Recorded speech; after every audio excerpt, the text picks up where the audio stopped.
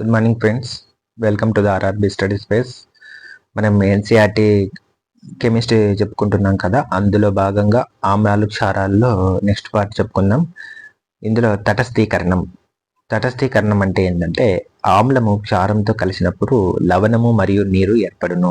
ఈ చర్యని తటస్థీకరణం అంటారు. ఒక ఆమ్లము ఒక క్షారము రెండు కలిసినప్పుడు ఏమైతాయంట, మనకు లవణాలు మరియు నీరు ఏర్పడతాయి. ఈ చర్యని ఇలా కలవడాన్ని మనం తటస్థీకరణం అంటాం. ఇంగ్లీష్లో న్యూట్రల్ అంటాం అనమాట. ఈ చర్యలో వెలువడే ఉష్ణమును తటస్థీకరణం ఉష్ణం అంటాము. అంటే ఈ ఆమ్లము క్షారము రెండు కలిసినప్పుడు కొద్ది మోతాదులో హీట్ అనేది ఉత్పత్తి అవుతుందన్నమాట. మీరు దీన్ని ప్రయోగశాలలో కూడా లేదా మీరైనా కానీ ప్రయోగం చేసి చూడొచ్చు అనమాట. ఒక ఆమ్లాన్ని ఒక క్షారాన్ని తీసుకున్నప్పుడు ఒక గ్లాసులో కానీ ఆ గ్లాసులో కొద్ది మోతాదులో హీట్ అంటే వెచ్చగా ఉంటుందన్నమాట. దాన్ని తటస్థీకరణ ఉష్ణం అంటారు. ఇప్పుడు మనం కొన్ని ఎగ్జాంపుల్ తీసుకుంటే హైడ్రోక్లోరిక్ ఆమ్లము సోడియం హైడ్రాక్సైడ్తో చర్య పొందినప్పుడు ఇది HCl అనేది ఆమ్లము, సోడియం హైడ్రాక్సైడ్ అనేది క్షారము. ఈ రెండు కలిసినప్పుడు మనకి ఏం ఏర్పడుతుంది, NaCl ఒక లవణం ఉప్పు ఏర్పడుతుంది, నీరు ఏర్పడుతుంది, అలాగే ఉష్ణము కూడా ఏర్పడుతుంది. కాల్షియం హైడ్రాక్సైడ్, కార్బన్ డైఆక్సైడ్ ఇవి రెండు కలిసినప్పుడు కాల్షియం కార్బోనేట్ ఏర్పడుతుంది, నీరు ఏర్పడుతుంది, ఉష్ణం ఏర్పడుతుంది అన్నమాట. ఇప్పుడు కాల్షియం హైడ్రాక్సైడ్ అనేది క్షారం, కార్బన్ డైఆక్సైడ్ అనేది ఆమ్లత్వం కలిగినటువంటి వాయువు. ఈ రెండు కలిసినప్పుడు మనం కాల్షియం కార్బోనేట్ అంటే ఒక పొడి సున్నం లాగా ఏర్పడుతుంది, నీరు ఏర్పడుతుంది, కొద్దిగా ఉష్ణం ఏర్పడుతుంది. నెక్స్ట్ సోడియం హైడ్రోక్లోరిక్ ఆమ్లం HClని ప్లస్ సోడియం బైకార్బోనేట్ అంటే వంట సోడా, ఇది క్షారము, HCl అనేది ఆమ్లం కదా. ఈ రెండు కలిపినప్పుడు మనకు NaCl లవణం ఏర్పడుతుంది, దాంతో పాటుగా కార్బన్ డైఆక్సైడ్ ఏర్పడుతుంది, నీరు ఏర్పడుతుంది, కొద్ది మోతాదులో ఉష్ణం ఏర్పడుతుంది అన్నమాట. నెక్స్ట్ ఇక్కడ నీరు ఎలా ఏర్పడుతుందంటే మనకు ఆమ్లంలో ఉన్నటువంటి ఇప్పుడు ఇందాక మనం నీరు ఏర్పడుతుంది అన్నాం కదా, ఈ నీరు ఎలా ఏర్పడిందంట అన్నారంటే ఆమ్లంలో ఉన్నటువంటి హైడ్రోజన్ అయానులు క్షారంలో ఉన్నటువంటి హైడ్రాక్సైడ్ అయానులు రెండు కూడా కలిసిపోయి నీరుని ఏర్పరుస్తాయి అన్నమాట. నెక్స్ట్ ఆమ్ల ద్రావణం కంటే ఎక్కువ పరిమాణంలో క్షార ద్రావణం కలిసినప్పుడు ఆ ద్రావణం అనేది క్షారత్వ ధర్మాన్ని పొందుతుంది. అంతే కదండి. ఇప్పుడు ఆమ్లం తక్కువ తీసుకుంటున్న క్వాంటిటీ, క్షారం ఎక్కువ క్వాంటిటీ తీసుకుంటున్నప్పుడు రెండు కలిపినట్లయితే ఆ పదార్థానికి మొత్తానికి క్షార ధర్మమే కలిగి ఉంది కదా. నెక్స్ట్ అలాగే క్షార ద్రావణం కంటే ఆమ్ల ద్రావణం ఎక్కువగా కలిపితే ఆ ద్రావణము ఆమ్ల ధర్మాన్ని పొందుతుంది. ఇప్పుడు క్షారం తక్కువగా తీసుకొని ఆమ్లం ఎక్కువగా తీసుకొని రెండు కలిపితే ఆ ఏర్పడేటువంటి కొత్త ద్రావణానికి ఆమ్ల స్వభావం అనేది ఎక్కువగా ఉంటుందన్నమాట. నెక్స్ట్ లవణాలు అంటే ఏంటంటే ఇప్పుడు ఇందాక చెప్పుకున్నాం, ఆమ్లాలు క్షారాలు చర్య పొందినప్పుడు మనకు లవణాలు ఏర్పడతాయి అన్నాం. సో ఆమ్లము క్షారము తటస్థీకరణ చర్యల వల్ల లవణాలు ఏర్పడతాయి. ఒకే విధమైనటువంటి ధన లేదా రుణ ఆవేశ రాడికల్స్ ని కలిగి ఉన్న లవణాలను ఒకే కుటుంబానికి చెందినవిగా పరిగణిస్తాం. ఇప్పుడు మనం ఇందాక సోడియం హైడ్రాక్సైడ్ HCl ని కలిపాం కదా, అప్పుడు ఏం ఏర్పడింది అంటే మనకు సోడియం క్లోరైడ్ ఏర్పడింది. అంటే ఇప్పుడు సోడియం క్లోరైడ్, సోడియం సల్ఫేట్ ఇలాంటివన్నీ కూడా ఒకే సోడియం లవణ కుటుంబానికి చెంది ఉన్నాయన్నమాట. అంటే ప్రతి ఒక్క కెమికల్ ఫార్ములాలో ఒక రాడికల్ ఉంటుందన్నమాట. అది ధనావేశం ఉండొచ్చు, రుణావేశం ఉండొచ్చు, ఏదైనా కానీ ఒకే రాడికల్ కలిగి ఉంటుంది. అంటే ఇప్పుడు ఈ NaClలో Na కామన్ గా ఉంది, Na2SO4లో Na కామన్ గా ఉంది కదా, ఇవన్నీ సోడియం అనమాట. ప్రతి పదార్థంలో సోడియం ఉంటుంది కాబట్టి ఇవి సోడియం లవణానికి కుటుంబానికి చెందినవిగా చెప్తామన్నమాట. అదే NaCl, పొటాషియం క్లోరైడ్లను అన్నింటిలోనూ క్లోరైడ్ కామన్ గా ఉంది కాబట్టి ఈ క్లోరైడ్ లవణ కుటుంబానికి చెందినగా ప్రవేశిస్తాము. ఈ NaCl, పొటాషియం క్లోరైడ్ ఇవన్నీ కూడా ఏంటంటే లవణాలు అనమాట. ఇవి ఏ కుటుంబానికి చెందినాయంటే క్లోరైడ్ లవణ కుటుంబానికి చెందినవిగా పరిగణిస్తాము. ఒక బలమైన ఆమ్లము, ఒక బలమైన క్షారం రెండు కూడా బలమైనటివి తీసుకున్నప్పుడు తటస్థ స్వభావం కలిగినటువంటి లవణాలు ఏర్పడతాయి అన్నమాట. సో ఒక బలమైన ఆమ్లం, ఇప్పుడు మనము ఆమ్లము క్షారము రెండు మిక్స్ చేస్తున్నాం కదా, బలమైన ఆమ్లం తీసుకుని బలమైన క్షారం తీసుకున్నప్పుడు మనకు తటస్థ స్వభావం కలిగినటువంటి లవణాలు ఏర్పడతాయి. వాటి యొక్క pH విలువ ఏ విధంగా ఉంటుందంట, 7 గా ఉంటుంది. ఒక బలమైన ఆమ్లం తీసుకొని ఒక బలహీనమైనటువంటి క్షారం తీసుకున్నాం అనుకోండి, అది ఆమ్ల స్వభావం. ఇప్పుడు ఎక్కువ బలం ఉంది కాబట్టి ఆమ్లం ఎక్కువగా ఉంది కాబట్టి మనకి ఏర్పడే పదార్థం ఏ విధంగా ఉంటుంది, ఆమ్ల స్వభావం కలిగినటువంటి లవణంగా ఉంటుంది. దీని యొక్క pH విలువ 7 కంటే తక్కువగా ఉంటుంది అనమాట. ఇప్పుడు బలహీనమైనటువంటి ఆమ్లం తీసుకున్నాము, బాగా బలమైనటువంటి క్షారాన్ని తీసుకున్నాము, అప్పుడు ఏర్పడేటువంటి లవణానికి ఎలాంటి స్వభావం ఉంటుంది, క్షార స్వభావ లవణాలు ఉంటుందన్నమాట. దీని యొక్క pH విలువ ఏ విధంగా ఉంటుంది, 7 గా ఉంటుంది. నెక్స్ట్ లవణాలు విద్యుత్ పరంగా తటస్థంగా ఉంటాయి. అంటే ఇవి విద్యుత్ పరంగా ఎటువంటి చర్య పొందవు అనమాట. ఇప్పుడు ఆమ్లాలు అనుకో చర్య పొందుతాయి అనమాట. అంటే చర్య చర్య పొందుతాయి. కానీ ఇవి ఏంటంటే ఎటువంటి చర్య పొందవు. లవణాలు తటస్థంగా ఉంటాయి అనమాట. న్యూట్రల్ గా ఉంటాయి. NaCl అంటే సోడియం క్లోరైడ్ ని మనము సామాన్య ఉప్పు లేదా ఉప్పు అని లేదా టేబుల్ సాల్ట్ అని రకరకాల పేర్లతో పిలుస్తుంటాం అనమాట. సముద్రపు నీటిలో అనేక లవణాలు కరిగి ఉంటాయి. వాటిలో సోడియం క్లోరైడ్ అనేది అధిక పరిమాణంలో ఉంటుంది. సో మనకు సముద్రం నీరు ఎంతో ఉప్పుగా ఉంటుందన్నమాట. మనం చాలా మంది దాన్ని టేస్ట్ చేసింటారు. చాలా ఉప్పు భరించలేనంత ఉప్పదనంగా ఉంటుంది. ఎందుకంటే సముద్ర నీటిలో అనేక లవణాలు కలిసి ఉంటాయన్నమాట. అయితే అందులో ఎక్కువ మోతాదులో ఏముందంట NaCl ఉంది. ఆ NaCl ఉండడం వల్లనే ఆ సముద్ర నీటికి అంత ఉప్పదనం వచ్చింది. ఆ ఉప్పునే మనము చిన్న చిన్న మడులలోకి నిల్వ చేసి ఆరబెట్టేసి ఉప్పును తయారు చేస్తుంటారు. సోడియం క్లోరైడ్ స్ఫటికాలు మలినాలతో కలిసి ఉండడం వల్ల ముదురు గోధుమ రంగులో ఉంటాయి. అంటే ఈ సోడియం క్లోరైడ్ లో కొంచెం ఏదైనా మలినాలు కలిస్తే అది ఏమైందంటే కొంచెం ముదురు రంగులో ఉంటాయి. ఈ NaCl ని అంటే ఈ సోడియం క్లోరైడ్ ని మనం రాతి ఉప్పు అంటాము. దీన్ని ఇంగ్లీష్ లో రాక్ సాల్ట్ అంటారు. ఇప్పుడు మీకు ఇక్కడ చూడండి ఇమేజ్ లో కొంచెం ముదురు గోధుమ రంగులో ఉన్నాయి కదా, వీటిని రాక్ సాల్ట్ అంటారు. మీరు ఎక్కడైనా చూస్తుంటే రోడ్ల పక్కన వాళ్ళు అమ్ముతూ ఉంటారనమాట. వీటిని రాక్ సాల్ట్ అనమాట. నెక్స్ట్ మనం నిత్య జీవితంలో ఉపయోగించేటువంటి సోడియం హైడ్రాక్సైడ్, సోడియం బైకార్బోనేటు, బట్టల సోడా, బ్లీచింగ్ పౌడర్ వంటి రసాయన అన్ని తయారీకి ఈ ఉప్పు ముడి పదార్థంగా వాడుతుంది. మనం సోడియం హైడ్రాక్సైడ్ చాలా వాడతాం. అంటే సోడియం బైకార్బోనేట్ అంటే వంట సోడా, బట్టల సోడా, బ్లీచింగ్ పౌడర్ వీటన్నిటి తయారీకి ముడి పదార్థంగా ఏముంది మనకు ఈ ఉప్పే ఉంది. అందుకు మనం లవణాల గురించి ఎంతగా తెలుసుకోవాల్సిన అవసరం ఉంది. ఇప్పుడు సోడియం క్లోరైడ్ నుండి సోడియం హైడ్రాక్సైడ్ ఎలా తయారు చేస్తాము? సోడియం క్లోరైడ్ జలద్రావణం అంటే సోడియం క్లోరైడ్ జలద్రావణం అంటే ఏం కాదు, ఒక వాటర్ తీసుకొని ఒక కప్పు వాటర్ తీసుకొని ఒక దాంట్లో కొంచెం ఉప్పు కలిపితే ఆ ఉప్పు నీళ్ళు ఏర్పడతాయి కదా, దాన్నే బ్రెయిన్ ద్రావణం అంటాం. అంతే, వేరేదేం లేదు. దీని గుండా మనం విద్యుత్తుని ప్రసరింపజేస్తే అది వియోగం చెంది సోడియం హైడ్రాక్సైడ్ ని ఏర్పడుతుంది. ఇప్పుడు మనం NaCl తీసుకున్నాం ప్లస్ నీరు తీసుకున్నాం కదా, ఇప్పుడు దీనిలో నుంచి మనము ఏం చేస్తాము, మనం విద్యుత్ పంపించామనుకోండి, విద్యుత్ పంపిస్తే అక్కడ ఏమవుతుందంటే కొంచెం చర్య చెంది వియోగం చెంది ఈ సోడియం హైడ్రాక్సైడ్ ఏర్పడుతుంది. ఈ ప్రక్రియలో క్లోరో ఆల్కాలిక్ ప్రక్రియ అంటారు. ఈ ప్రక్రియలో మనకి ఏమేమి ఉత్పన్నాలు ఉత్పత్తి అవుతున్నాయంటే క్లోరిన్, హైడ్రోజన్ ఇవన్నీ ఉత్పత్తి అవుతున్నాయి కాబట్టి అందులో హైడ్రాక్సైడ్ కూడా వస్తుంది కాబట్టి ఈ ప్రక్రియను క్లోరో ఆల్కాలి ప్రక్రియ అంటారు. ఇది వెరీ వెరీ ఇంపార్టెంట్. నిన్న టెక్నీషియన్ గ్రేడ్ 3లో ఒక షిఫ్ట్ లో ఈ క్వశ్చన్ అడిగినారు అనమాట. క్లోరో ఆల్కాలి ప్రక్రియలో ఏ పదార్థము తయారవుతుంది అని చెప్పేసి సోడియం హైడ్రాక్సైడ్ అనేటువంటి ఆప్షన్ ఉంది, అది అన్నమాట. ఇప్పుడు మనం సోడియం క్లోరైడ్ తీసుకున్నాం, రెండు భాగాలు నీరు తీసుకున్నాం. అంటే ఇది బ్రెయిన్ దావనం అయింది కదా, దీనిలో కరెంట్ పంపించాం. కరెంట్ పంపించినప్పుడు మనకి ఏం ఉత్పన్నమైంది, సోడియం హైడ్రాక్సైడ్ వచ్చింది, క్లోరిన్ వాయువు వచ్చింది, హైడ్రోజన్ వాయువు వచ్చింది. అయితే యానోడ్ వద్ద ఏమేమి ఏర్పడినాయంట, క్లోరిన్ వాయువు విడుదలైంది. క్యాథోడ్ వద్ద ఏమి ఏర్పడినాయి, హైడ్రోజన్ వాయువు అలాగే సోడియం హైడ్రాక్సైడ్ ద్రావణం ఏర్పడింది. ఇప్పుడు చూడండి ఇమేజ్ లో మనకు క్యాథోడ్ వద్ద హైడ్రోజన్ వాయువు వచ్చింది, అలాగే సోడియం హైడ్రాక్సైడ్ వాయువు వచ్చింది. యానోడ్ వద్ద ఏమైంది, క్లోరియం వాయువు వచ్చింది. అయితే మనం ఇక్కడ రకరకాల ఉపయోగాలు చెప్తున్నాడు అనమాట వాడు. ఇంధనాలు నెక్స్ట్ వచ్చేసి ఇది అయిపోయింది. నెక్స్ట్ విరంజన చూర్ణాన్ని మనం బ్లీచింగ్ పౌడర్ అంటారు. ఈ బ్లీచింగ్ పౌడర్ కూడా మనకు ఉప్పు నుండే తయారవుతుంది. సోడియం క్లోరైడ్ ద్రావణాన్ని విద్యుత్ విశ్లేషణ చేయడం ద్వారా క్లోరిన్ వాయువు విడుదలవుతుంది. ఇప్పుడు సోడియం క్లోరైడ్ ద్రావణం అంటే ఏంటి, ఇప్పుడు మనం ఇందాక ఏం చేసాము, సోడియం ఉప్పు నీరు తీసుకొని ఒక బ్రెయిన్ ద్రావణం చేసాం కదా, దీన్ని విద్యుత్ విశ్లేషణ చేయడం వల్ల క్లోరిన్ వాయువు విడుదలవుతుంది.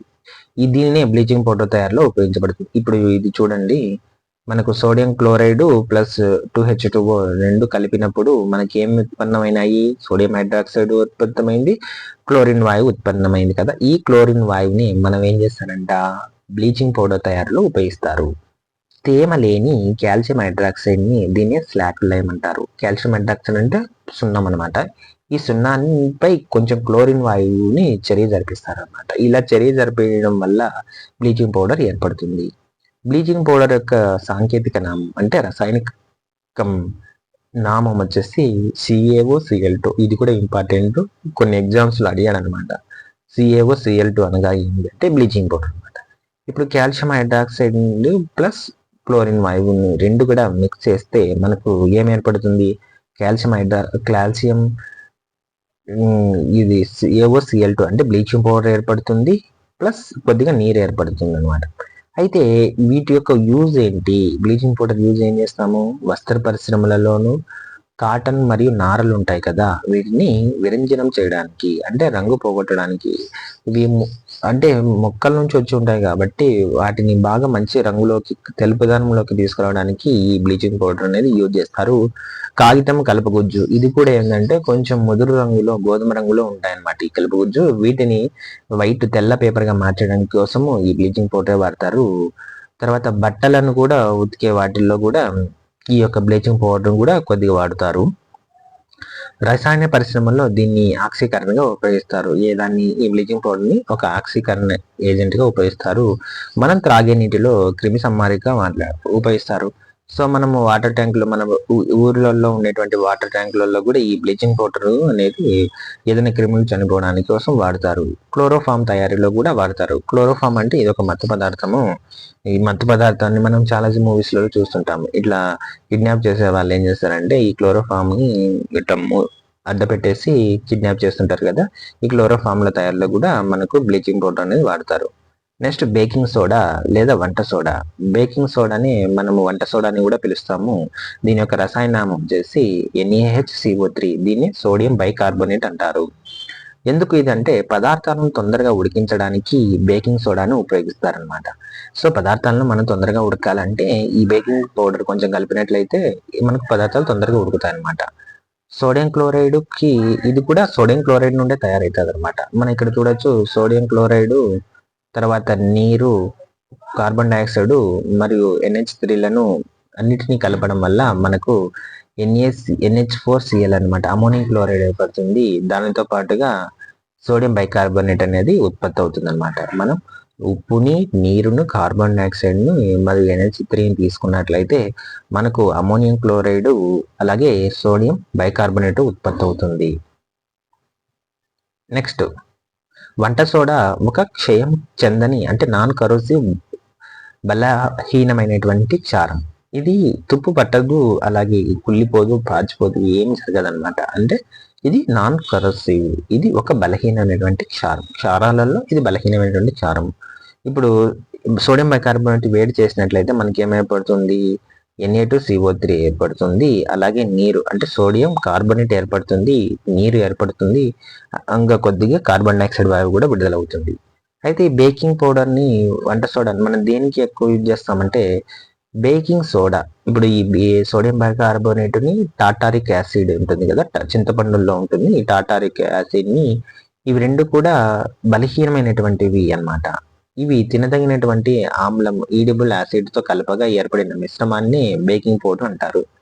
మనము ఇవి ఏం చేస్తామంటే ఇది క్షారం కదా, ఈ క్షారాన్ని మనం ఒక టాటారిక్ ఆమ్లం, ఇది టాటారిక్ ఆమ్లం చింతపండులో ఉంటుంది కదా, ఇది మన తినదగిన ఆమ్లమే కదా. సో ఇట్లాంటి తినదగినటువంటి ఆమ్లాలతో తయారైనప్పుడు మనకు బేకింగ్ పౌడర్ ఏర్పడుతుంది. ఉదాహరణకు సోడియం బైకార్బోనేటు ప్లస్ హైడ్రోజన్ తో వేడి నీటిలో కానీ లేదా చల్ల నీటిలో కలిపినప్పుడు మనకేం ఉత్పన్నమవుతుంది? కార్బన్ డైఆక్సైడ్ మరియు నీరు, ఆమ్లం యొక్క సోడియం లవణం. ఇక్కడ మనకు ఆమ్లం యొక్క సోడియం లవణం అనేది ఉత్పన్నమవుతుంది. ఏది ఈ వంట సోడా పౌడర్ని మనం నీటిలో, వేడి నీటిలో కానీ లేదా చల్ల నీటిలో కానీ కలుపుతాం కదా, అదనమాట. ఇప్పుడు కొన్ని చోట్ల నేను విన్నది ఏంటంటే ఏదైనా స్టమక్ పెయిన్ కనుక వస్తుందంటే కొద్దిగా బేకింగ్ పౌడర్ని ఏం చేస్తారంటే వాటర్లో యాడ్ చేసేసి తాగుతారనమాట ఉపశమనం కోసం. అట్లాగా మనం ఈ సోడియం బైకార్బోనేట్ని వేడి నీటిలో కానీ చల్ల నీటిలో కలిపినప్పుడు ఏమేమో వస్తాయంట? కార్బన్ డైఆక్సైడ్ వస్తుంది, కొద్దిగా నీరు వస్తుంది, ఆమ్లం యొక్క సోడియం లవణం, మనకు ఆమ్లాలలో కూడా సోడియం ఉంటుంది కదా, లవణం వస్తుంది అనమాట. ఇది బేకింగ్ సోడా. దీన్ని మనం వంట పదార్థాలలో వాడుతూ ఉంటాము. Next bread. ఇది బ్రెడ్ కదా, ఈ బ్రెడ్ గురించి కూడా చెప్తాను. ఈ బ్రెడ్ పైన అక్కడక్కడ హోల్స్ ఉన్నాయి కదా, ఇది బేకింగ్ పౌడర్ అనమాట. నెక్స్ట్ వచ్చేసి ఇక్కడ బేకింగ్ సోడా. ఓకే, నెక్స్ట్ ఈ చర్యలో ఇప్పుడు పైన ఇది ఈ చెప్పాను కదా ఈక్వేషన్, ఈ చర్యలో విడుదలైనటువంటి కార్బన్ డైఆక్సైడ్ వాయువు రొట్టె లేదా కేక్ ఉంటుంది కదా, మనం బ్రెడ్ చేస్తుంటాం కదా, వాటి నుండి రంధ్రాలు చేసుకొని బయటకు పోవడం వల్ల కేక్ కొంచెం వ్యాకోచించి మెత్తని స్పాంజ్ వల్లే మారుతుంది. ఇప్పుడు మనం ఏదైనా వంట చేస్తుంటాం కదా, వంటలో వాడుతున్నాం అని చెప్పాం కదా, బ్రెడ్ తయారీలో కూడా ఈ బేకింగ్ పౌడర్ వాడతారు. ఈ బేకింగ్ పౌడర్ వల్ల వాడడం వల్ల ఏమవుతుందంటే, ఇక్కడ కార్బన్ డైఆక్సైడ్ విడుదలయ్యింది కదా, ఈ కార్బన్ డైఆక్సైడ్ రంధ్రాలు చేసుకొని బయటకు వస్తుంది అనమాట. నెక్స్ట్ చూపిస్తుంది చూడండి, ఇదో ఇక్కడ వచ్చింది కదా, బ్రెడ్ పైన రంధ్రాలు చేసుకొని బయటకు వచ్చేసి ఇలా ఏర్పడింది కదా, ఇది అనమాట కార్బన్ డైఆక్సైడ్ వాయువు వల్ల ఇలా ఏర్పడింది. మనం బ్రెడ్ ముక్కల్లో చూస్తుంటాం. నెక్స్ట్ సోడియం బైకార్బోనేట్ ని యాంటీ యాసిడ్ గా ఉపయోగిస్తాం. యాంటీ యాసిడ్ అంటే నీకు ఆల్రెడీ చెప్పాను అనమాట. సపోజ్ ఇది యాంటీ యాసిడ్ గా మనం ఏదైనా యాసిడిటీ ఫామ్ అయినప్పుడు, ఆమ్లత్వం ఎక్కువైనప్పుడు దాన్ని న్యూట్రల్ చేయడానికి క్షారాన్ని కలిగినటువంటి ఆహార పదార్థాలని తీసుకోవాలన్నమాట. వాటిని యాంటీ యాసిడ్స్ అంటాం. మిల్క్ ఆఫ్ మెగ్నీషియా కూడా వస్తుంది. నెక్స్ట్ వచ్చేసి అగ్నిమాపక యంత్రాలలో దీన్ని సోడా ఆమ్లంగా ఉపయోగిస్తారు. మనం చాలా చోట్ల ఫైర్ ఇట్లా ఉంటుంది అనమాట. ఫైర్ ఇది మనం చూస్తుంటాం అన్నమాట. అది చాలా చాలా పరిశ్రమల్లోనూ, రైళ్లలోనూ అన్ని చోట్ల ఇలా ఉంటుంది. ఏదైనా అగ్ని ప్రమాదం జరిగినప్పుడు మనం దీన్ని స్ప్రే చేసినట్లయితే అగ్ని ప్రమాదాన్ని నివారించవచ్చు. దీంట్లో కూడా మనకు ఈ బేకింగ్ పౌడర్ కలిసి ఉంటుంది అనమాట. నెక్స్ట్ బలహీనమైన యాంటీసెప్టిక్ గా కూడా దీని ఉపయోగపడుతుంది. మనం ఏదైనా గాయాలైనప్పుడు ఏదైనా యాంటీసెప్టిక్ వేస్తుంటాం కదా, సో ఇలాంటి వాటిల్లో కూడా ఇప్పుడు సపోజ్ ఇది ఒక యాంటీసెప్టిక్ పౌడర్ అనమాట. ఈ యాంటీసెప్టిక్ పౌడర్ లో కూడా మనకు బేకింగ్ పౌడర్ అనేది ముడి పదార్థంగా ఉపయోగిస్తుంటాం అనమాట. నెక్స్ట్ వాషింగ్ సోడా వచ్చేసి దీన్ని బట్టలు ఉతికే సోడాని, లేకపోతే సర్ఫ్ అని కూడా చెప్పుకోవచ్చు. దీని యొక్క కెమికల్ నేమ్ వచ్చేసి సోడియం కార్బోనేట్ అనమాట. బేకింగ్ సోడాను వేడి చేస్తే సోడియం కార్బోనేట్ ఏర్పడుతుంది. ఇందాక మనం కెమికల్ ఈక్వేషన్ చూసినాం కదా, సోడియం కార్బోనేట్ ను వేడి చేసినా కానీ, చల్లనీటిలో కలిపినా కానీ మనకు సోడియం కార్బోనేట్ వచ్చేస్తుంది. అలాగే నీరు, కార్బన్ డైఆక్సైడ్ వస్తుంది కదా, అట్లాగా సోడియం కార్బోనేట్ ఏర్పడుతుంది. దీనిని పునఃస్ఫటీకరణ అంటే రీక్రిస్టలైజ్ చేస్తే వాషింగ్ సోడా లభిస్తుంది అనమాట. ఇలా వచ్చిన దాన్ని మళ్ళీ స్ఫటికీకరణ చేస్తారనమాట. స్ఫటికీకరణ అనేది నెక్స్ట్ టాపిక్ లో చెప్తాను, అక్కడ దీని గురించి క్లియర్ గా అర్థమవుతుంది. ఇది కూడా ఒక క్షార స్వభావం కలిగిన లవణం. ఈ వాషింగ్ సోడా అనేది క్షార స్వభావం కలిగిన లవణం అనమాట. దీన్ని ఎక్కడెక్కడ యూజ్ చేస్తారు? గాజు తయారీలో వాడతారు, సబ్బుల తయారీలో వాడతారు, బట్టల పరిశ్రమలో వాడతారు, కాగిత పరిశ్రమలో కూడా వాడతారు. నెక్స్ట్ బోరాక్స్ పౌడర్ అంటే nothing one of the Surf అనమాట. ఏదైనా మనకు రక్తం మరకలు అంటుతాయి కదా శరీరం బట్టల పైన, ఆ మరకల్ని తొలగించడానికి బోరాక్స్ పౌడర్ ని యూజ్ చేస్తాము. ఆ బోరాక్స్ పౌడర్ లో వాషింగ్ సోడాతో తయారవుతుంది. నీటి యొక్క శాశ్వత కాఠిన్యతను తొలగించడానికి, నీటిలో ఇప్పుడు కొన్ని నీళ్ళు ఏముంది అంటాయంటే తాగడానికి పనికిరావు అనమాట. సో అందులో అనేక మలినాలు కలిసి ఉండడం వల్ల మనం తాగలేము అనమాట. అలాంటి వాటికి శాశ్వత కఠినత ఉంటుంది. వాటిని తొలగించడానికి మనం ఈ వాషింగ్ సోడా కలిపితే సరిపోతుంది అనమాట. ఇది బోరాక్స్ పౌడర్ ఇలా ఉంటుంది. నెక్స్ట్ వచ్చేసి ఇక్కడ మనకు క్వశ్చన్ ఇంపార్టెంట్ అనమాట. వాషింగ్ సోడా యొక్క కెమికల్ నేమ్ ఉంది కదా, Na2CO3 10H2O. ఇందులో అడుగుతాడు నీటి అయానుల యొక్క సంఖ్య ఎంత అంటారు. మనకు నీటి అయానుల యొక్క సంఖ్య 10 అనమాట. ఈ 10 అనేది ఇంపార్టెంట్ అనమాట. తర్వాత స్ఫటికీకరణ ఇంకా కొద్దిగా చాప్టర్ ని నెక్స్ట్ క్లాస్ లో ఎక్స్ప్లెయిన్ చేస్తున్నాం.